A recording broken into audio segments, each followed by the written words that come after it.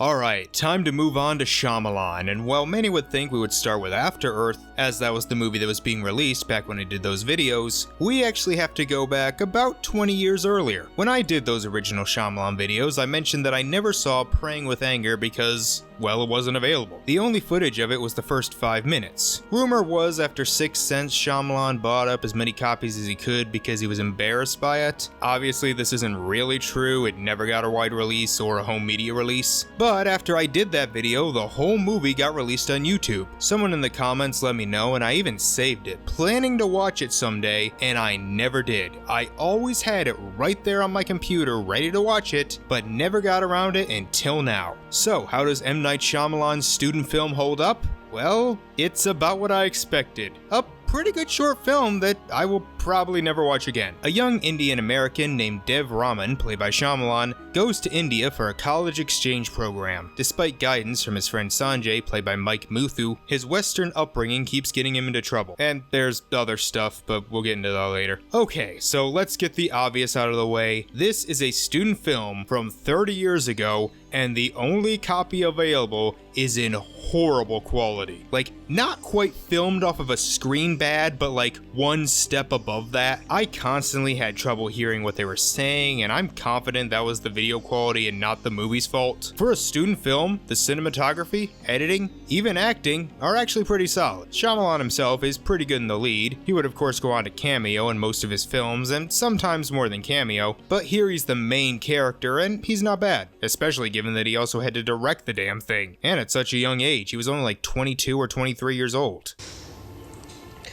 I took that today, not because I was scared. I was scared, but that's not why I stayed.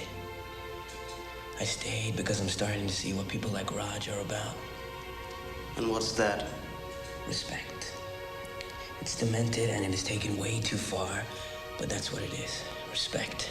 It's pretty well made, again, for a student film. The shots are framed well, there's some good cinematography. It's certainly better than anything I made in college, that's for sure. How's the story? It's fine, just kinda boring. It's an interesting idea and obviously very personal for Shyamalan. It's about an Indian American raised for most of his life in the West, going to India and experiencing a culture clash. Knight was actually born in India but immigrated to the US after a month and a half. I don't have the experience of being Indian and moving to the US, but it's told well enough that I can like the lead. And there's more to the story, like he has a crush that's okay, nothing special. There's some stuff with his dad who died a year ago, and a lot to do with faith because, well, of course. It's certainly an ambitious film, but at the end of the day, it's not the type of movie I really care for. If Shyamalan didn't direct it, I would not care to see this at all. Plus again, the quality was so bad that I could barely hear some of the dialogue, and it feels really long, but it's only like an hour and 40 minutes, but good lord did I feel it after the first half hour. Plus a lot of the movie is really mean, just a lot of bullying and hate, which is kind of the point, but again, this isn't my kind of movie, but